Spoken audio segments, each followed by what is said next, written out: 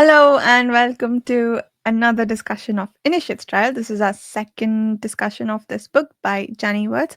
It's the ninth book in the Wars of Light and Shadow series by the author. We've been working our way through this approximately 120 to 150 pages, depending on the font size of the book, every 2 weeks. Today's discussion is going to be chapters 4, 5, and 6 of this book. The next discussion will be the next 3 chapters. With me, I have, of course, the usual group of friends. Chris will join us a little bit later. Jared, could you introduce yourself? I'm Jared. I'm the Fantasy Thinker on the YouTube channel, The Fantasy Thinker, and also on the Speculative Speculation podcast and other page chewing podcasts that you can find there. And Dakar and Ilera are the greatest. Could you introduce yourself? I am Chibi Po, longtime reader of this. I hang around and lurk very minimally on page chewing. I should do that more, but and I lurk around on Blue Sky and promote this series whenever I can. So very nice. And with that, I guess we'll get right into chapter 4, which has Terence and Arathon on the run. And at some point, Arathon remembers 4 letters of his name. And that's it. And so he gets called Aaron from that point on. Yep. Taryn and Aaron. There's a lot of little rhyming going on there. This chapter sees them on the run from him escaping from last time, right? the tree From set, from them. And I think he had a little bit of some visions during this run thing. Yeah, he remembers his time with the what's the word I'm looking for? Trapper Trapper in Peril's Gate, I think it was. When Right. after that stand on the hill, I believe, is that after that stand on the hill with Sedlier? No, not Sedlier, Bragan, one of them. no, it was earlier. Okay, it was when he earlier. first runs up into the mountains. Got it. Okay, and the trapper helps him. And he apparently had a prophecy to live up to from his grandmother that he will die saving a prince, which is what happens. And Arathon talks about how the trapper's life is more significant than his own. And I think that's the memory he has now, and he decides that he's going to help Terence. Yeah. He won't let Terence die at any cost. Yep, that's pretty much it there. And then we have Dakar kind of playing a part now of Sorcerer Dark Friend in chains. He Yes. stirs up a little trouble, gets himself caught.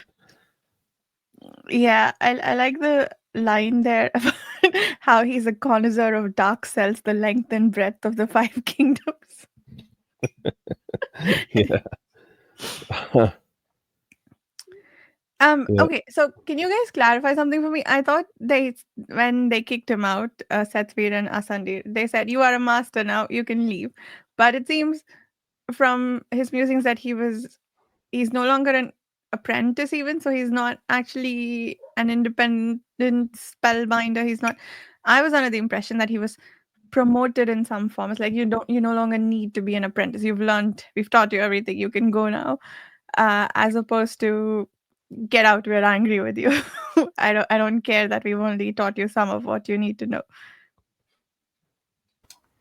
He's at least, and as far as what Asandir can teach him, he's now officially no longer an apprentice spellbinder, but a master spellbinder. Okay, so then who Asandir apparently has put out word, or maybe it was Satvir, that Dakar is in disgrace with the Fellowship at this point. But he was also promoted to Master Spellbinder. So is Sethvir just like playing tricks to help him along on his way, or what's going on there? Good question. Because it did seem like he angered the Fellowship in some manner, but I don't know if that's just on the surface or if there's something else in play here. Hold on, can you hear me now? Yeah. Yeah. Okay. Sorry, the thing was locking up. It is a, and I think Sethvir remarks on it when talking to Asandir. It's a front. Ploy. Okay.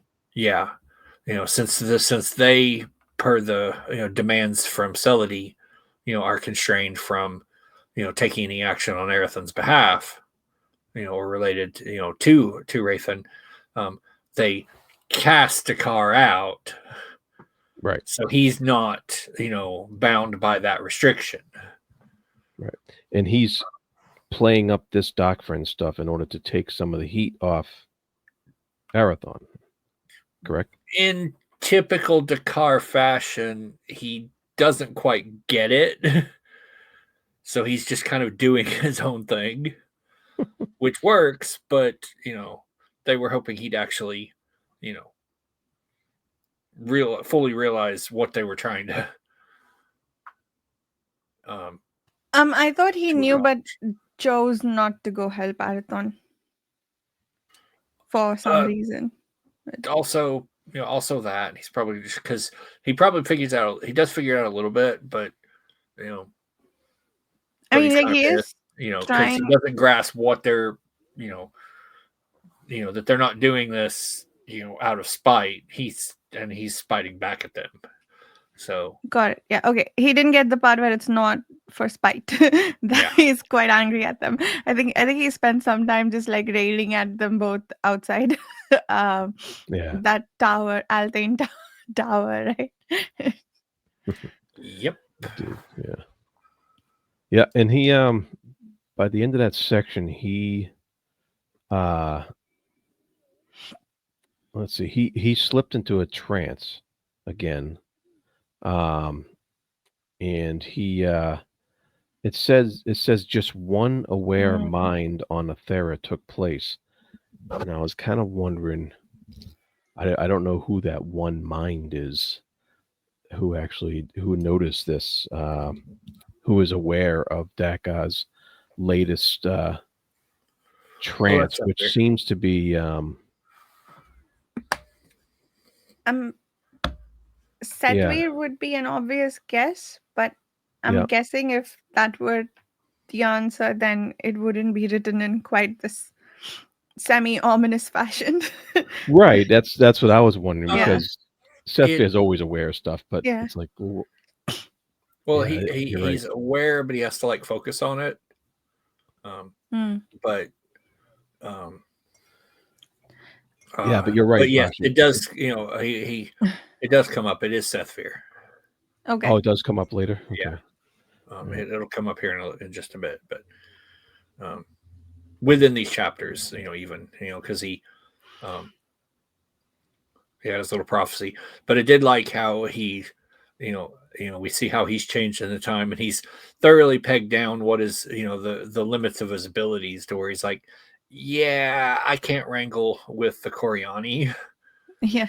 So I'm going to blindside them the only way I know how. And then I'm going to make these guys all look like fools. Yeah, it was fun. And he ended up at Halwithwood, right? Halwithwood. Yeah, he went to the clans of Rathan. But yeah, he just, he's like, I'm going to make them look like fools, and I'm just going to walk right out. Yeah. So, okay, we'll get there, but I love that he got captured. Like, he had all these wards set up, but then he didn't know to not snore. Okay.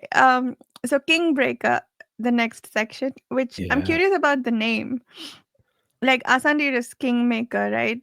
Because he's the one who crowns the next king. But why is this Kingbreaker? it's a good question. And there is a He's so- choosing a new captain in this section, right? yes, he's choosing a new captain of for Tyson, right? Um Right. Oh, he's doing Asandir's up to a lot in this chapter. First, he goes and chooses a new captain for the like Meenal, is that her name? Like the first captain we meet in Curse of the Mistwraith, her descendant from that line. Yeah, Saganli, yeah. Oh, right. Um, Yeah. Yep.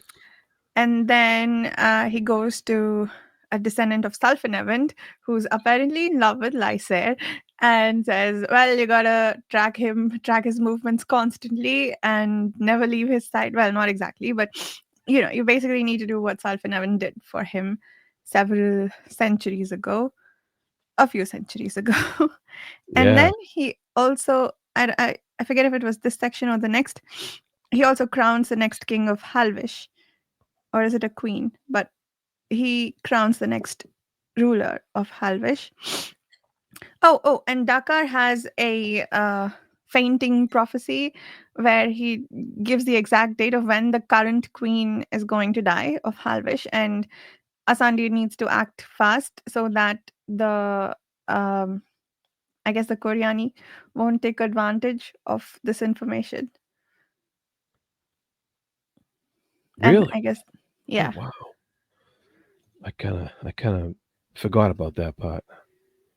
Plus, the current treaty between the True Sect and Tizen and Havish expires upon the death of the current queen. What treaty is that? It's like a non-aggression, treaty treaty, Okay. So did the crowning of the new peace king? treaty. There, I just said that. Okay. Fair. Did the crowning of the new king make it so that was renewed, or It is not renewed. okay? Basically, we're 250 some years ahead, and violence is it's time for violence to start again. Okay. Well, more violence. That's fair. Okay. And Tyson is where is that where Lysair is right now? He's at Erdane, the Yeah, place where Arathon was almost crowned. Or like, Ikara. Yeah, yeah. Oh, okay. That's right. yeah. Okay. Lysair, from what we know, because they reference the Great Schism, left Tizen behind and has been spent all this time since In in the Itara okay. ruling. In Itara. Itara. Yep. Okay. Yep. Itara. Everything. Yep. Yeah. Okay. Okay. Yep. And then well, that I was excited about the introduction of Daliana, Yes. Sylvan's heir or not ancestor, Mm. precedent. Oh no, what do you Descendant. call it? Descendant. Descendant. Yeah, that's the word. Uh, Yeah. and I liked her fire. I liked her grasping hold of that responsibility to try to get to Lysair and you know take over that charge to try to be the person with there for him. It didn't quite go right, I don't think, because at the end of chapter 6, she's like in chains or something, right? Yeah. Yeah. And but I like how she gave it a try. Mm-hmm. She did get into his presence and had a good talk with him, and then it was after that things didn't go quite right. But yeah, that was a great introduction to this character, though. Yeah. And apparently she looks like Talit. I think she's never named, but they circle and skirt around that so much about how she reminds him of this someone, and even when she's in Lysa's presence, it's she reminds him of his greatest regret and whatnot. But for all his realization about the fact that he was being manipulated by the curse, and it seems that he's enforced a sort of peace with the clans by uh cutting out this thing where they pay the headhunters for scalps and stuff. For all of that, he seems to still think that he was justified in how he treated Talit. um there was a there's something in there that made it seem like he doesn't believe himself wrong in that regard. But um yeah, anyway, like he's still very much uh like, I guess that's who he's still in love with 2 centuries He, later. he Lysander has issues with women. Like let's be honest. Going What other all the way back to his understatements do you mom. have? Yeah, like all the way back to his mom. He's had mommy issues, yeah. Uh, But I did like the little tidbit, when Asendir, is visiting Atara, and you realize that for Asendir, this is like the first time in like 300 years that he set foot in Atara. He had not come back since the coronation went awry. Yeah. Asendir, really? Oh, Yeah. wow. Mhm. Oh, I didn't realize that, yeah. So I like the little humanizing touch. He's like, yeah, this, nothing was like super pressing, and I dislike this place so much that I've avoided it. I had Oh, other he things to actually do, and I haven't come near here. okay. I didn't realize he was actually avoiding it. I thought he just didn't have need to be here. Well, it's probably a little bit of both. It's like, he's just incredibly happy that, well, I don't know, incredibly happy, but it's like, yeah, it's a little humanizing note to these guys who are, incalculably, ancient. And he's just like, yeah, no, I still really dislike this place, and it kind of has bad memories. So, I've been busy and glad I didn't have to come back here. Wow, yeah. I mean, he was extremely busy. But yeah, that's interesting. But I'm wondering, back to Vasha's question, is why is it called King Breaker? I'm still trying to figure that out. Hmm. Yeah, I didn't fully get that because he I think he does. I don't think he crowns a king in this one. I think that comes in a later chapter. But like, that's the one with Ilera too, when she does something that she shouldn't during the crowning of the king. But yeah, I couldn't figure out the reason for the title. And yeah, okay. Well, the like Daliana says, Lord Lysay, I can't stand the sight of me. Yeah. And that's been evident since the first day my mother presented me to his court. So Lysay has been presented with in a descendant of Self and Evan. I wonder if that's if Sulfan is also part of some of his regret that he might be thinking about or talking about, because we don't really know how that all ended up, other than they went away at the end of Storm Fortress. And so I wonder if That's we're going to get true. more about what happened between them, or did Sulfan end up spending the rest of his life with him, or did something else happen in between? I don't know. We're not sure what happened there. And how did Sulfan get a descendant? Did he get married? Did he, what was the Yeah. deal? A God, lot of we need questions more there. Sulfin backstory. We need more Sulfan Yeah. backstory. Yeah. I mean, I think that that's fair that it could be about Salfanevin, the regret, but there's such heavy hinting that she looks like Talit. Even some of her descriptions, like her smoldering eyes and how like descriptions of her hair, everything resembles how Talit used to be described before.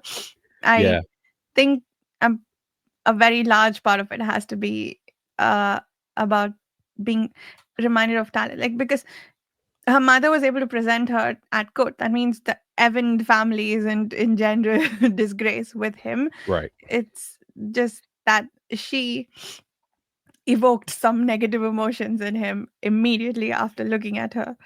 Mm, Yeah. No, even Ascendere told her that she reminds him of someone, and that as she chooses, she might press that advantage. right. So that's sneaky sorcerer. Except currently it's a significant disadvantage because he wants to kick her out whenever he sees her. Yeah. Yeah, she's very evocative of Talith in appearance and attitude, because as we remember, the um, culturally, like, women are a lot more um, have a lot more freedoms, in the Itara and whatnot than in the Westlands. So in Tizen and amongst the towns. So Mm, it's like one of those things where it's like we think all the towns are terrible, but and in a lot of ways they are, but they also aren't all like this monolithic culture. mm. True. Very true. Very true. Uh, So, yeah. sorry, I guess another thing in this chapter is that Asandi and Satvir are celebrating that um not Dakar, Davian's dragon herd something. What did he hear? The Basically everything that's going on with Arathon, I think Sesh Kroshil has become aware of this, and and they're celebrating that maybe the dragon will intervene. Maybe. She noticed the clearing of the flux lines. The Oh, is clearing that of what it the flux was? line? Yeah, after he uh, or while he's there at the outpost in Camarus to anoint the Caftian. Oh, Um, that's right. and then he leaves, and they go to clear the flux lines, to repair the, basically finally clearing up the last of the issues from Celody and her stunt back in Grand Conspiracy. Wow, that took a long time. Wait, Yeah. I thought that was because they had done something to what is it? The wraith from Marak to sort of break them up. They did something that murked up the whole planet somehow, and that's what he cleared. It wasn't that; it was what they were cleaning up from Celidi. I believe so. Like they did collapse the Star Wards so that the race could come through and obviously set something else up to filter them to Right. Aerothin during his To Eric. captivity. And Yeah, right. Yeah. But and I thought that that had a visible impact on the world, and that's what he went to clear up now with the flux lines. But maybe I'm yeah, wrong. Like that's how I read that, but it's possible that it's just cleaning up Celidy's thing. it might be. They mentioned that it's been there for a while, um, and Mm, plus the one thing we know is that people's presence can affect the flux lines too. So with the shift of events in Tizen and how the true sect is running has probably prolonged the issue. right. Yeah. Yeah. Uh, the Star Wars also were cleared for what a couple of centuries, right? Yeah, Yeah. Okay. that went down. That threatened everything. Uh, the stuff with Sulfan Evand and how Aerthin ended up where he was at the beginning of this, that all happens in approximately a 15-year period after Hmm. Stormed Fortress ends. There's a bunch of stuff that happens there. Okay, yeah, I and can I tell guess you we everything, find out. but like it'll come out. Yeah, we find out some of it in these chapters. I guess we'll see Yeah. if Chris comes before we discuss that, because I think there's a lot to piece together there. But Hmm. but yeah, I'm curious about this dragon because we find out about its involvement in a different chapter too. Cool. I had a question about the next part, Mhm. the extrications, where Celody is now trying to rid the Waystone of the Ayat that Mm. that Arathon put Yes. in the Waystone way back when, Uh-huh. and um you know, it says in here that she's you know, putting those wrecked hands over the exposed facets of it, and she's eager to tally the damage inflicted by Arathon's assault on the Waystone. And I was just wondering, I'm like, why now? Why did it take so long for her to attempt this healing of the Waystone, or this, you know, trying to extricate those Ayats out of it?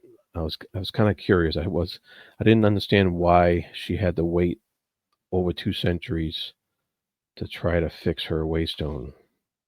It was when it was dropped in, the Ayat was the Waystone was active, Mhm. so it basically gorged itself on all that power, the active power that was engaged, and then The Ayat did?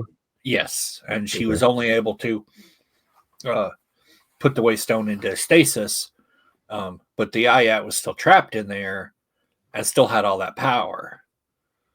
So she had to take it, at some point, had it buried up in the ice and snow to drain off all that power and dissipate it so that the Ayat didn't have any power. And then she had to time it just right to pluck the Ayat out as she engaged the stone, so that would be starving and it would jump to the nearest source of power before the stone went active. Oh, okay, that makes sense now. All right. Otherwise, she would have been facing the same problem, that she had when Aerthin dropped it in. Couched in ice and wet silk. Yeah. Okay, nice. All right, that makes sense.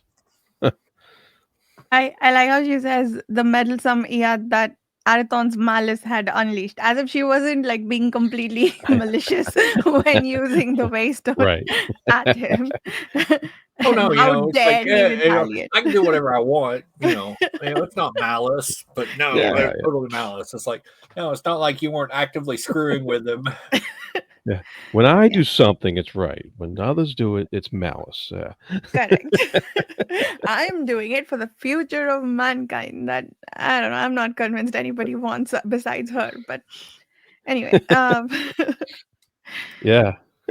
But as we also see, even though she's got that out, she's still got a ways a problem ahead of her in trying to figure out how to recontrol the Waystone, because its frequencies and whatnot have changed due to the its material makeup getting the heat and everything causing it to change, which that's got to be pretty crazy. You've got a big chunk of amethyst and it got hot enough that its material composition changed from yeah, amethyst to citrine. and it's unclear whether all of the memories it had are still retained, right? Yep. Plus, it was either with the Ayat or when Davian's fire spell. I think it was Ayat.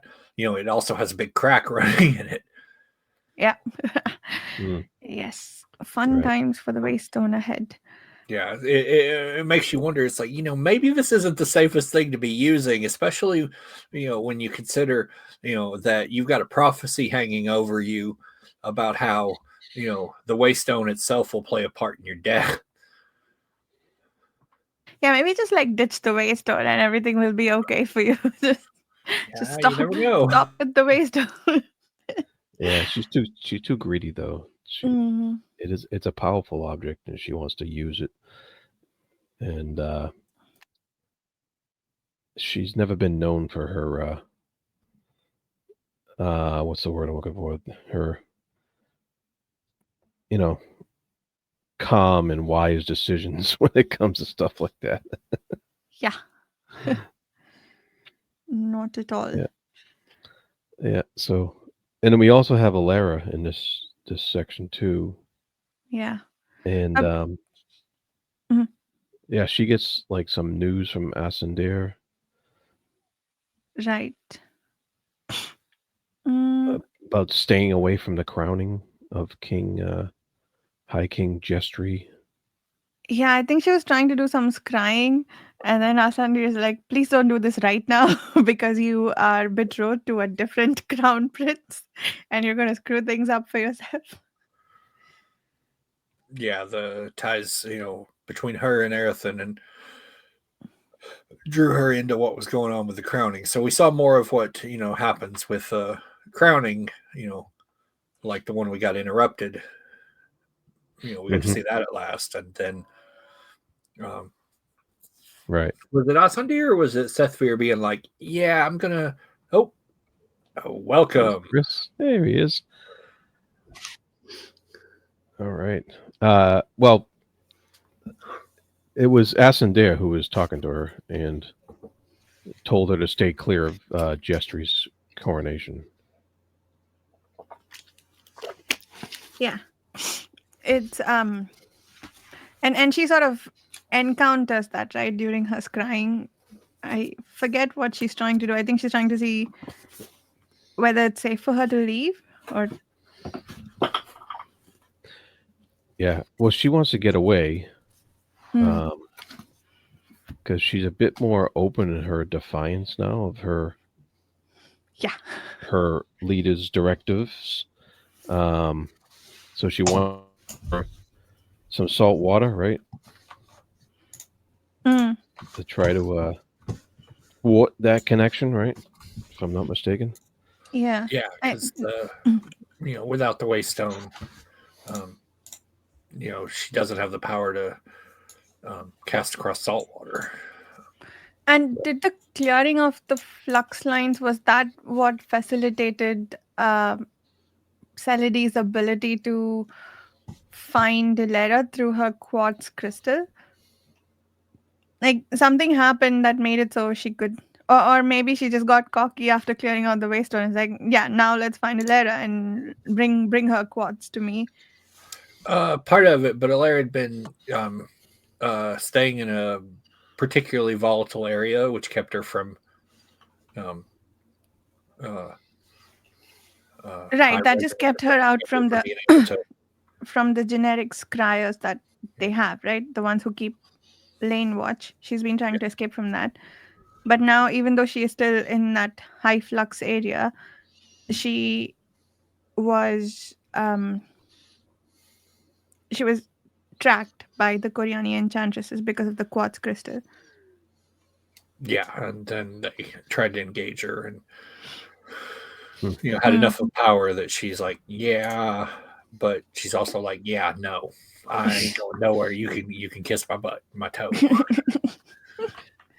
All right. Okay. Well, Chris, we wanted to get your opinion on the introduction of a new Evan, Daliana. Yes, I was thinking about this quite a lot, as you can imagine, because it's obviously not my boy, but is it my girl, Daliana? Is it? That's the question. Uh, Yeah. I think we're early on. I think she's got the Evan stones, if that makes sense. Yeah. Yeah. She has the bit where she has a competence and a level of understanding that challenges Lysair, which I think is obviously very good. I think if we went from the last book to this book to not having that, I think it would have been a gap.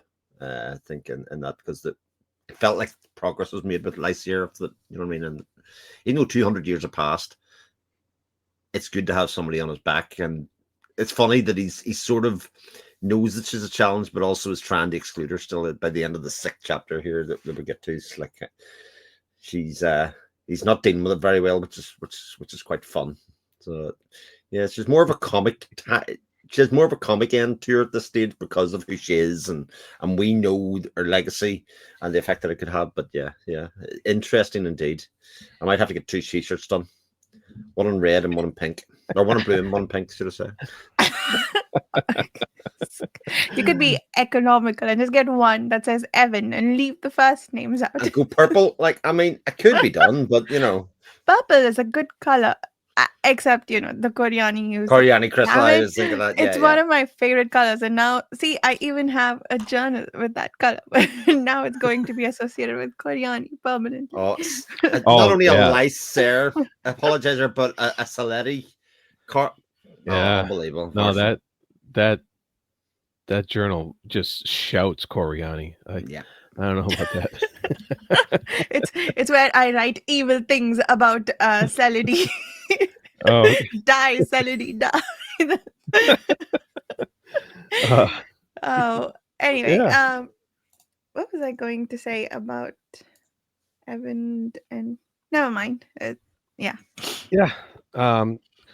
So Chris, just so you caught up, we were speculating about, how did Sulfin get this descendant?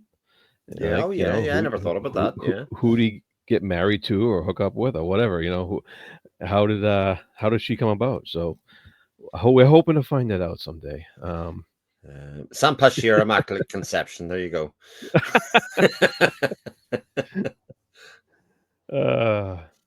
Yes. So what's next? Chapter 5. Well, before we move on, something else. Lyrenda apparently is nameless now because of how long it's been. Everybody's forgotten who she was. She's just the nameless enchantress who was the Prime's hands. And I feel very bad for her, except I feel like if you're in her head for 2 seconds, she'll say something about how Arathon's responsible for everything that happened to her. That will make me immediately lose my sympathy. Maybe. Yeah. She is not much with the self-awareness, Yeah, it's no longer the hot mess because she's aged quite a fair bit. But I still do think, like, I think it's interesting how Celody is almost ignoring her now as well. She just sees her as a toy, and I think that's in my estimation that's dangerous to do, because Lyrenda is still extremely talented and powerful. How enchantress. How much punishment does she deserve for what she did in Grand Conspiracy? I mean, does she deserve punishment at all? All she did was annoy Celody or like not do anything. No, but she does. She was kind of a villain in that. Well, what she did to Theonareth is a high crime, so yeah, she deserves punishment. Just who should be doling it out, right? Not just Theonareth, but she did stuff that resulted in a bunch of people dying that didn't have to die. Just the chase. So she did. She did a lot of horrible things that demand retribution from the rest of the world, but from Celody, she hasn't done anything to offend her to the point that she's other than fail, right? Yeah.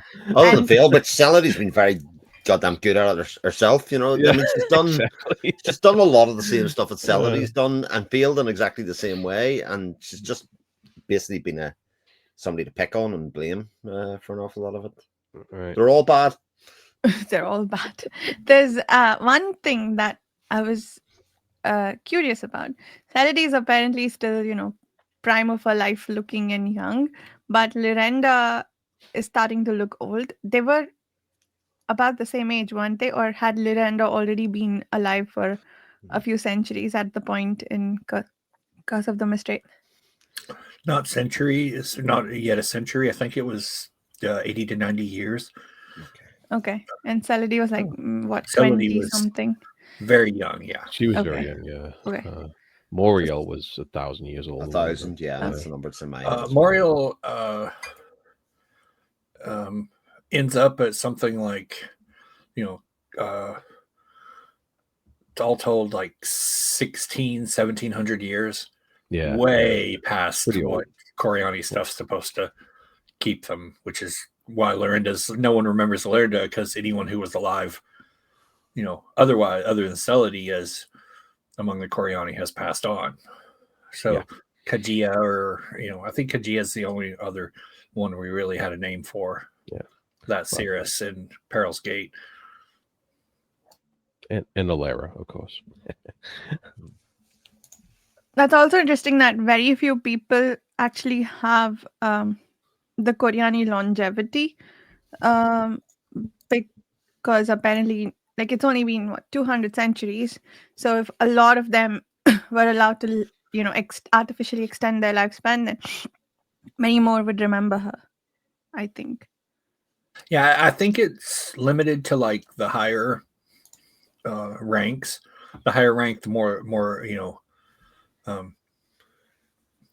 more life extension you get. Got it. Okay, that makes. And Yes. Ilera was. She was granted it, wasn't she, as part of Okay. Yeah, for a different makes reason. sense. Yeah. Yep. Okay. Oh, since we're on the subject of Ilera, and we, I think we are at a point where we can start to piece together some of the things that we find out about what may have happened with Arathon and the betrayal of him. Starting with, I guess, something that we just know and don't have more information on. The last time Ilera was in trouble, the dragon intervened on her behalf and hurt a bunch of people. And she thinks now that the dragon might interfere again, because, like, will the Koryathain dare to cross the might of Seshgroshir? I'm never going to learn to say that dragon's name. Anyway. But you keep trying, and that's admirable.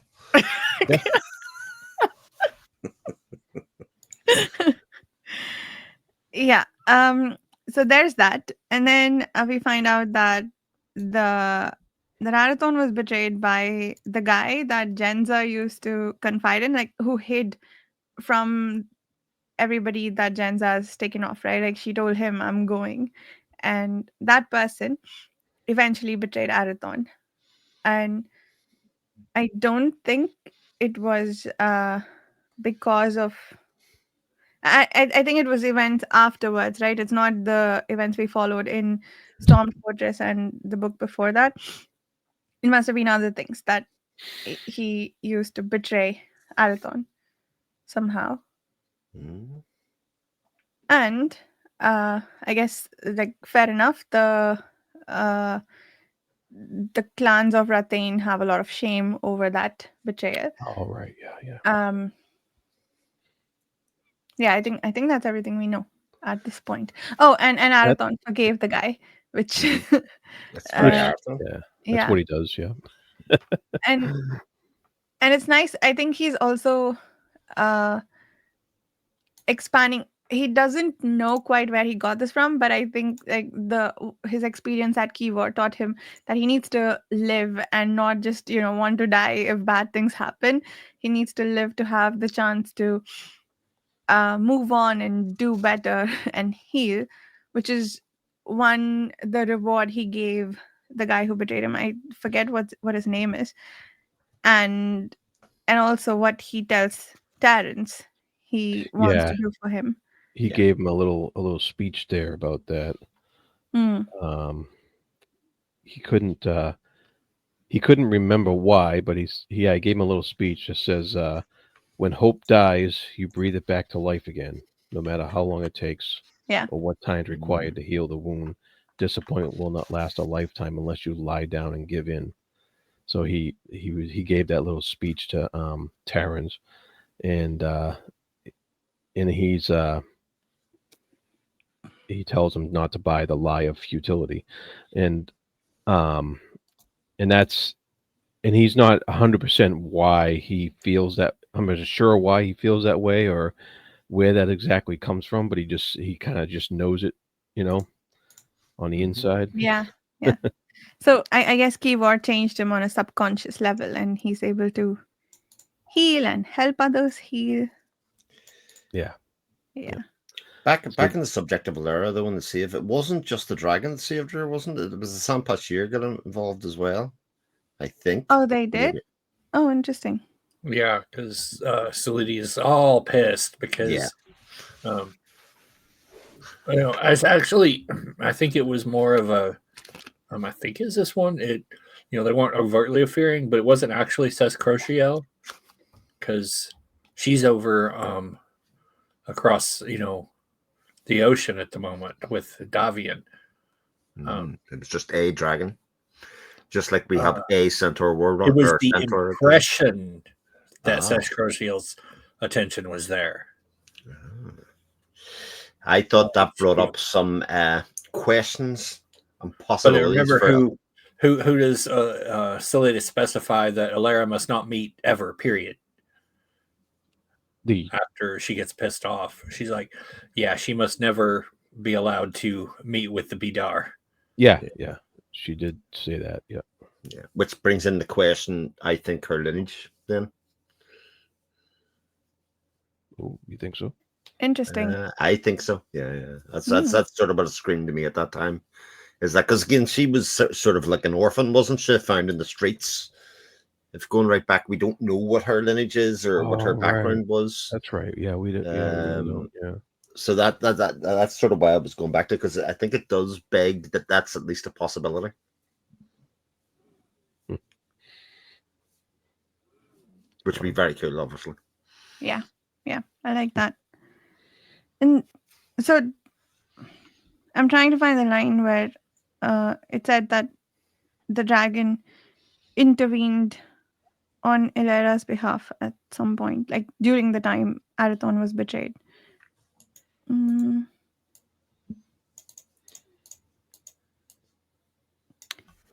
Yeah, I'll try and find it, but yeah.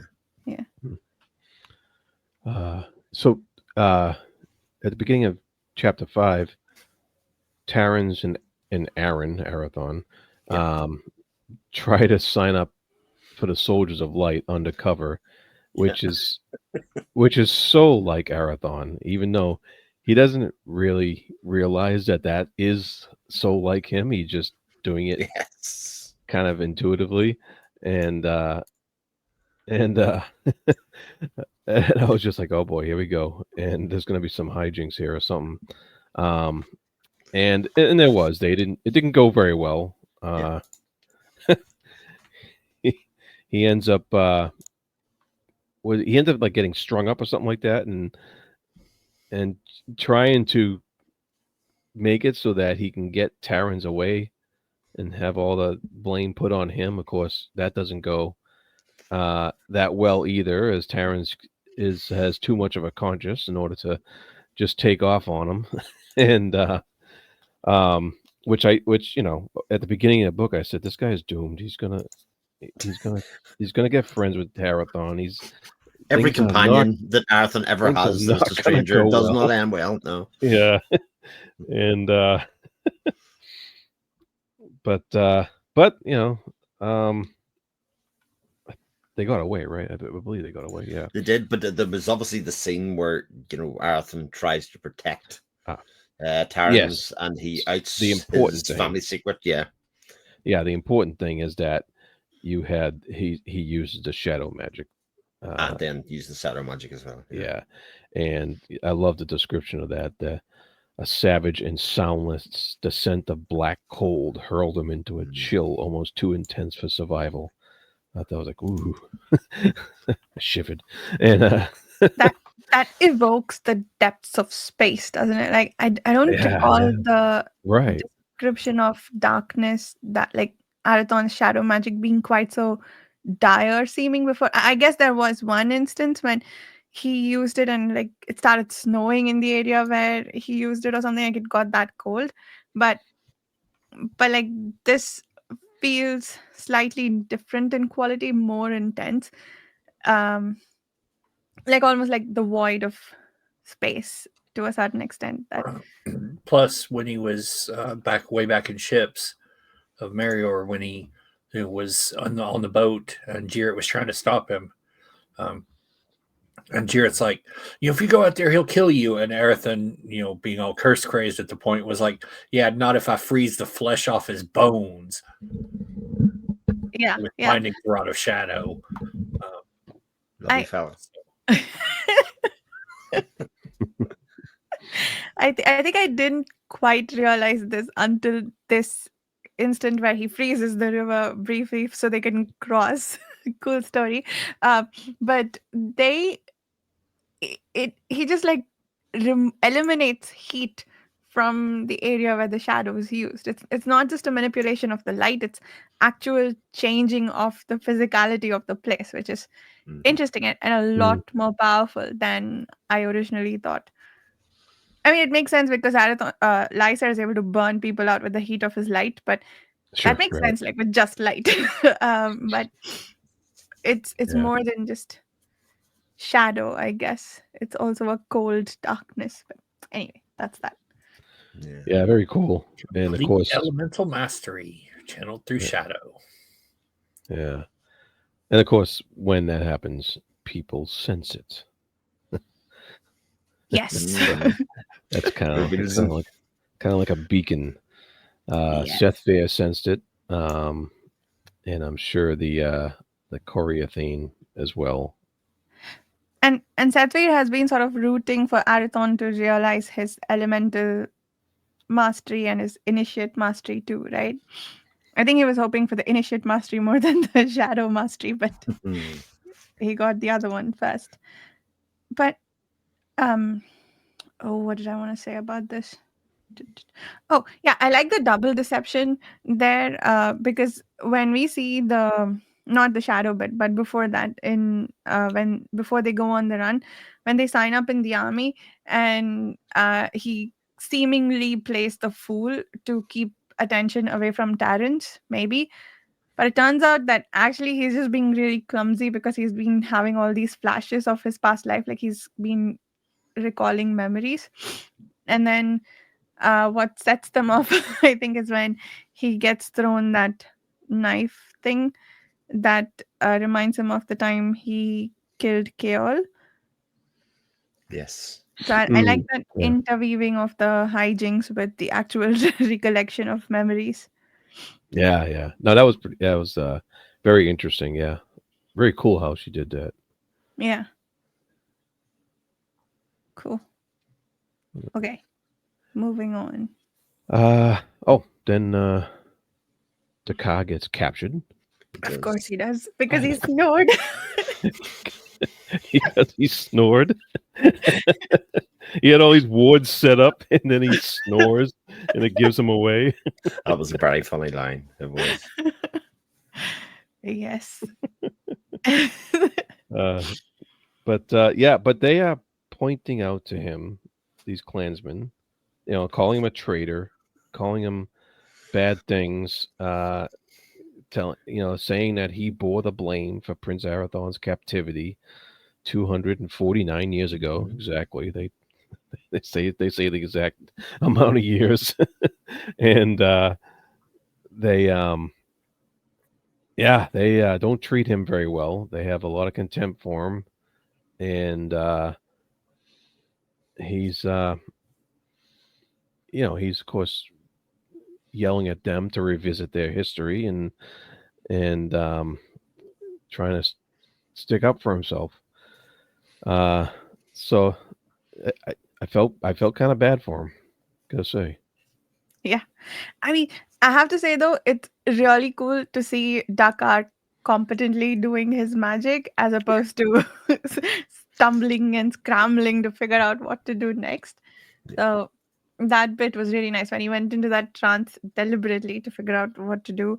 And then he calls on the Iats, not because that's the only thing he knows how to do properly, like he does in what was it, Ships of Merior. And instead, like, he's doing it with purpose. So Yeah, that's true. Yep. Yep. And then, of course, as soon as Celody senses the shadow magic, she's like, "Oh, forget about Alara. Let's go after Arathon." Yeah. There's a bigger prize. Yeah. She's gonna fail again. I just know it. Yeah, do you guys think oh, and I don't remember what chapter it happens. No, I guess we aren't there yet. We'll talk about it when we get there. But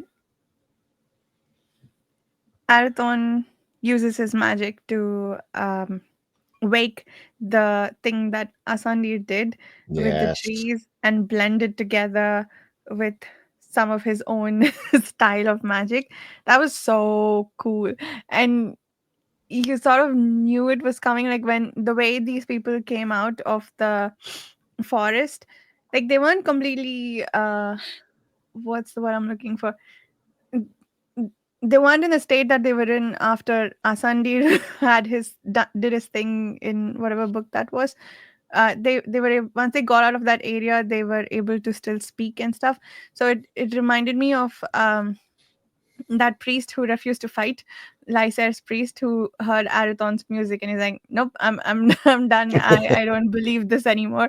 Uh, so it was a blend of both things, which was really cool. I love that.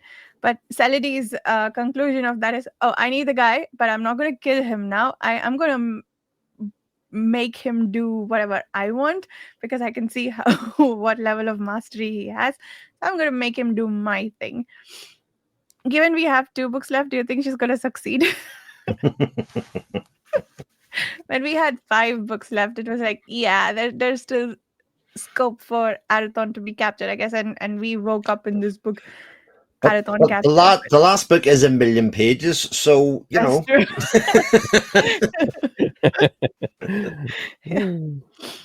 Yeah. Anything's possible. Yes. Yeah. What a twist ended. That's great.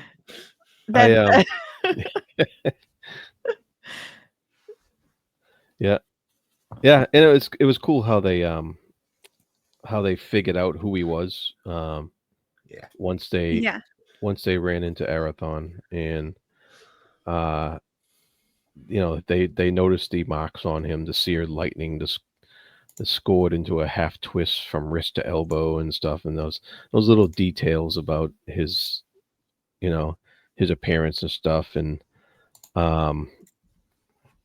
so they kind of figure out who he is, and once again he does some drugs to help him get in touch with stuff. They tell him his real name, they give his whole full name and stuff, and that kind of awakens some stuff in him, and a little drugs helps him out. TNL weed.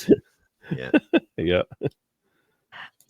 I love the echoes of some scenes from Curse of the Mistwraith, except Arathon is willing and more I don't say competent, like he's even more what is the word? An expert, I guess, in the use of his magic. So I love the echoes, but different, the slight differences that we Mhm. see in how he uses all of his magic and how he thinks about, like, he's reminded, for instance, of like when he watches the children playing of the time at Talcorin when he was trying to protect them and figuring out what to do there, and the sort of uh uh I guess the negativity that he had then versus the can do attitude here, and the mechanism he comes up with to help versus what he had to conclude there, I guess, because of the Mistwraith's influence. I think that's really cool to see the differences between the two things. Yeah, that's true. You really see his experience and wisdom Yeah. coming through, and something that you would assume that a long life would impart on an individual. And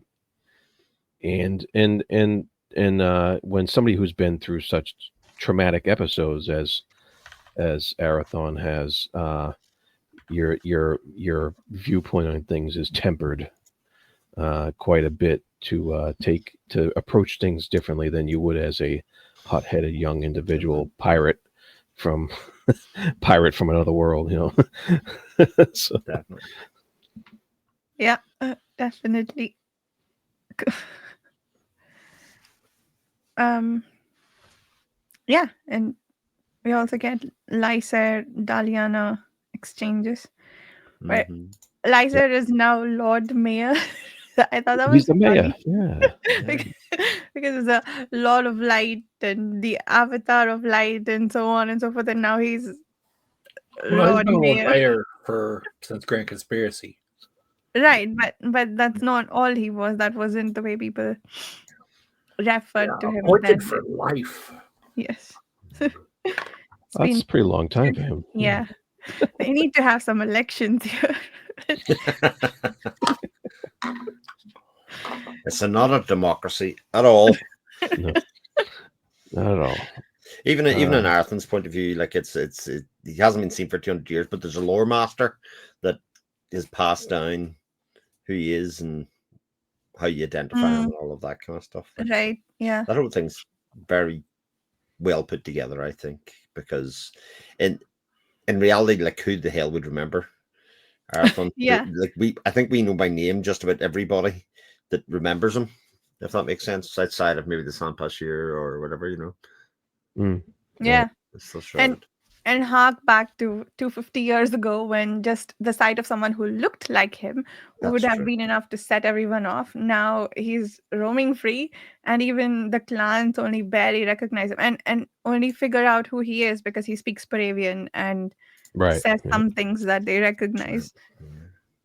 Yeah. Also, to that end, doesn't Celadie work out well while she praises Arathon for his ingenuity in what he does? She sort of works something out of herself that we don't know. It's sort of oh, I that's thought that was interesting. the thing where she's like, oh, I'm going to capture him again and use him to my own ends, like use all the skill he has, or does she Yeah, but it have a was more different about the way realization? to me anyway, the way that he used the magic gave her a fresh idea. Oh, About yeah. actually how to Right. do it. Yeah, exactly. It's, she wants to use his magic to get something else from the fellowship, I Yeah. guess. Or even the idea of using pre-existing magic or something that was already set up by somebody else as a way to capture him, Mm, piggyback on something else. Yeah. yeah. That makes sense. Yeah, I don't want to find out how she uses it. I think it was that news item to which I wrote this woman can walk herself all the way off the end of the cliff. But Well, it did cross my mind as to what a pre-existing traps, wards do we know about on Athera hmm, that she could then use? Because it feels very Janny that she would have set this up like 6 books ago and then go, oh yeah, that thing. yeah, I see what you mean. Yeah, like it has to be something like he was able to pull on Asandir's previous work with the trees, which we Yeah. knew wouldn't wear off for several decades or centuries, Mm. and so maybe something was set up before that he would then interweave his magic with. Yeah, that's cool. Yeah, Gotta see how I that wonder works. if it's something about Rockfell. That's about the only other thing that I could really Oh, think of. But then I thought, does Saletti know? But I suppose she could do through the Waystone. She's mm, kind of got that power to see. I was trying to think of yeah. what other kind of grand conjuring was kind of there in the world. But yeah. Pearl's Gate. What in Peril's Kid? Before, what does Erethan do before going to Kiwar? And then Was the that when burn. he helps someone reset the flux lines, or was that a different book? That is the one where he retunes the lanes Yes. and Right, actively manipulates the flux of the world. right. That That was in Peril's Kid before with he goes. Yeah. music. Yeah. Yeah. Okay. Yeah. He does that. Mm. But yeah, like that's the whole world, and he was basically sort of dispersing the big spike that was supposed to come at solstice, right? Right. So Wow. I mean, yeah, like given that he could do pretty much anything, Yeah, but if there's some previous setup that I mean, I guess it could be previous setup in terms of showing us his abilities and then bringing together a grand confluence of everything, not for not for Well, her well, use. consider, Celody accomplished her big thing uh, because the Fellowship was distracted and Grand Conspiracy, but she had to do a whole bunch of setup and use a proxy and whatnot. So she couldn't actually do it directly. She had to do it, stuff that would make it, happen. Versus, oh, Arathon's handled this directly. If I can find out how he did it, then I don't need to do proxies, Oh, which right. allows her to directly,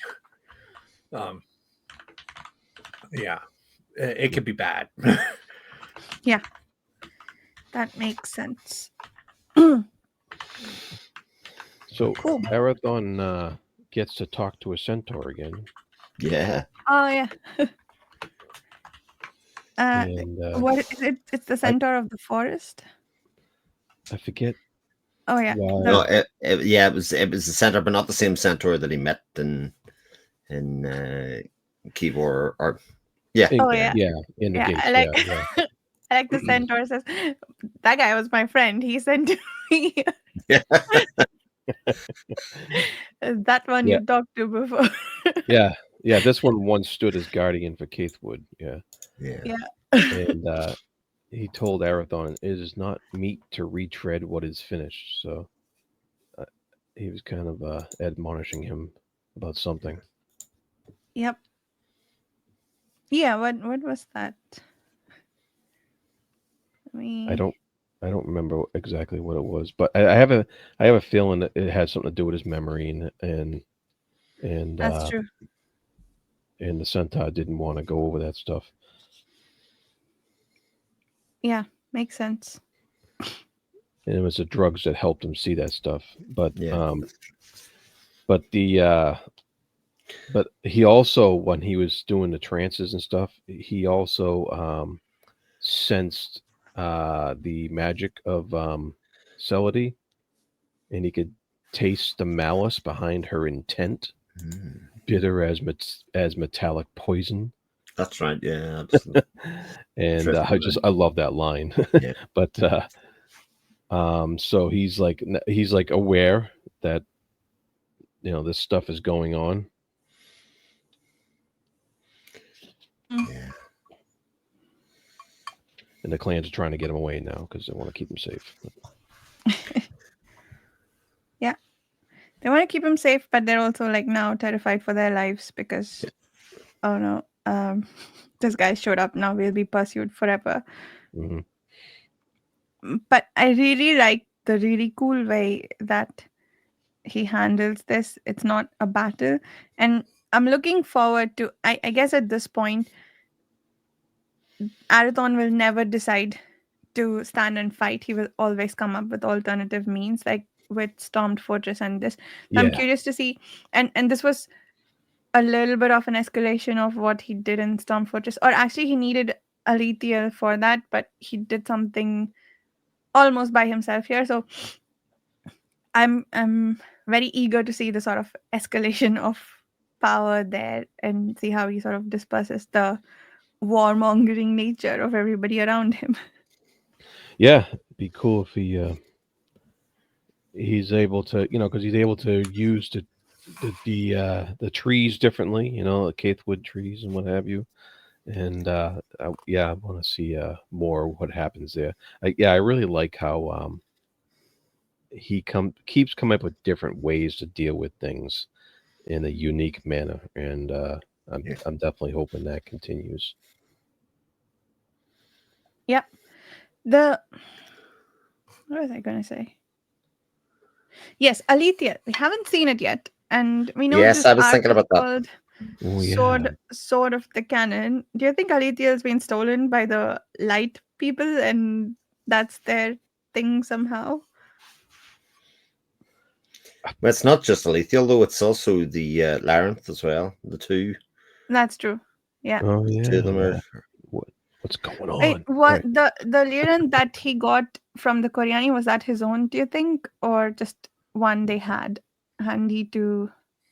I thought it was just one that Okay, it wasn't his own. he had Okay. to hand, but it could have been like, because again that was the Saint-Pachier sort of getting involved. Not anything sort of possible. It could be again a vision of That's Mm. fair. who knows. And at this point, does sorry, Chief, for just 1 second. The Celody, does she know that Arathon's daughter, that she was off the Sun Bashir? She doesn't know that yet, right? She does. That came up when the confrontation with Asandir. Okay, got it. Yeah, sorry, go ahead, Chibipo. I was going to say the question of the Lyranth, the Master Bard's Lyranth, and Alithio should come up fairly shortly. Okay, but I'm not going to tell you. no, that's So, good. That's come good up shortly. because again, a lot of these things, because we're a long way into the books now, you sort of think about all of those little things, you know, as being, because they're all very important in Oh yeah. part of the grand scheme. So when something or someone isn't there, and it could be, it's never just Janny going, "Oh, I forgot about that." You know, there's a very specific plan, or there's something about it going to be used or come up at some stage Well, soon. You know? I'll give you this much. Consider way back in Curse of the Mistwraith when they were at they met Mionel, and Lysaea received Daltiri, the Tizen's, the sword of the Solicid, and they remarked, or Mionel, the boy, younger, her grandson, explained that when the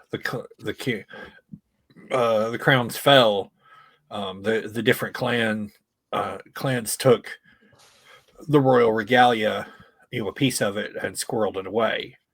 So that could be important. Things that go all the way back, all the time. Wow. How did you remember that? I remember lots of things. Oh. I remember less about this one, which is also kind of why I'm quiet sometimes. Yeah. Yeah. Sure, but I remember lots of, because these are more recent. But yeah, that's outstanding. I sort of imagine, Chibi, that you have like, one of those walls where there's like a big, like pieces of string, right?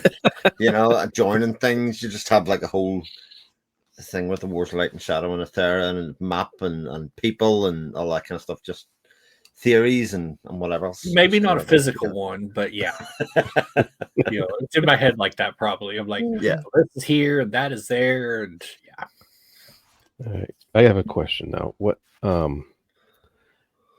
when Dakar is talking to the clansmen, and of course they're still blaming them for giving up Arathon, and of course he says, his grace forbade me to die, what have you. He says something about quoting some kind of prince from history, and it said, grief suffered in childhood broke the man's spirit. If Eriagal dies. Oh yes. And I'm like, I was trying to remember who was Eriagal. Yeah, I think so. I think that was Arathon who you quoted, and Erigal was Jensa's best friend. Sort of. He was one of the companions. I think the youngest of them, and he betrayed them. Apparently, like that's what we know from the chapters we read. Yeah. Okay. And that's why he's talking about a prince's pardon for my forefathers. Right. Yeah. Okay. And there is in the glossary a bit of a write up about who Eriagal is as well. Oh, interesting. Okay. Oh, there goes Chris bringing up the glossary again. And he we met him in the previous books. Genza, he was Genza's confidant, I guess. But right. Okay, I got it now. Good. And so we got this new clan chieftain here, Yeah, Kosha or Kosach. Kosachi, yeah. Yeah. He's Mr. Chevalier of previous Chevalier Stephen and Jarrett and Jensa fame. Cossack. There goes Chris showing off his glossary pronunciation. No, I totally made those up. As I've said to you before, I should just say them confidently, and people will think. Yeah. So I don't know. Almost certainly wrong. He's Right. definitely not playing the nice guy to start off with, but No. we'll see. We'll see how things go. But yeah, you say that, Jared, but he does walk in completely butt naked into into see Dakar. I mean, he is kind of not messing about, but also that might make an interesting scene in the TV series or the movie version of it. You know, this guy who we haven't been introduced before, stark naked. And I asked her sort of nipping at his beard and his hair, and yeah, he's like, oh. I'm thinking of like Stoic the Vast in his in the description, like in How to Train Your Dragon, for those who don't just know the character. Stoic the Vast. That's what I'm thinking.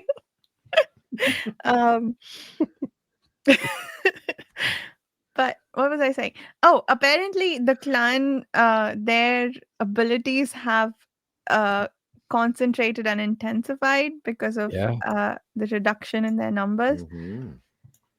So that's cool. I thought they were dying out, but apparently they are getting their thing back. Yes, amazing how 250 years without being hunted, every day, you start to bounce back. Yeah, and apparently they're starting to build permanent residences now because Lysair has made sure they don't get hunted easily. So that's nice. It's almost like they're able to get back to how it was while the Paravians were around. Yeah, but of course, we have people now trying to thwart that again. So we'll see how that goes. Yeah. And of course, the religion of the light is being manipulated by Celidee for her own means. And I guess that's where we sort of end her evil plan to use a fetch to invoke the curse again on Lysair, being thwarted by Daliana, good old Daliana. So what exactly happened there? She had a vision, and I think they were exchanging something. There was a courier who brought something for the people of light, who the embassy of light planted outside Itara, and she saw one that it was a Koreani enchantress disguised as a soldier of the light, or whatever they are called. And the packet that they exchanged, it was warded so closely that she could see nothing into it, and she was terrified of what it might hold, and she needed to find out what was in it. So she plotted to figure it out, and it had some hair, Arathon's hair, which we know from a previous news item they were going to use. So I think they triggered Arathon's curse before, right, by using Lysair's hair in a previous book. So they're trying to do the opposite now, evoke Lysair's curse by showing him Arathon's hair. Right. Yeah, they did that to Lysair back in Fugitive Prince. Mm. And so is she the one that sliced their palm that destroyed the thing by contamination? Okay. I think so. If she didn't do it directly, she did something to result in that. Right. Yeah, because I like the vision she had, like the snow sprawl with masses of battlefield dead, with a trampled ground, wore pink stains of carnage. That was like the vision she was having, and like you said, she saw the courier and thwarted her, but then she was taken into custody. So and we'll see what happens there. He can use this opportunity to get rid of her, or he can decide he needs her next to him so that the curse doesn't break free. Right. we'll see. Mm-hmm. Yeah. And then we end up with the Mad Prophet pleading for a horse to go north. Oh yeah, I forgot that. What was it for? He had a vision. Save. Oh, okay. The Apprecian vision just ripped my guts. That's what he says. Hmm. He needs to get there quick, smart to save something terrible happening. Something Okay. about Lysair. Yeah. Mm-hmm. Irreversible, Oh, that's vile right. That's right. entanglement. So Mm, that is, I imagine, we'll be getting into when Our we next. begin next section. reading again. Yeah. Mm-hmm. Yeah, I'm gonna read a chapter today. Hopefully. What? Look at that. I'm. Wow. Haven't you heard Unbelievable. the new and The improved? new Vasha reads ahead. I mean, I'm trying. I'm Chris, tired life of will staying never up be till the 4 same a.m. again. this can only mean bad. These are bad portents for future. Scary. All right. I won't pull you into more read-alongs. I'm. I mean, that's just not true. Yeah. The evil starting already. I'm like Celody. I just never know when to let up. Yeah.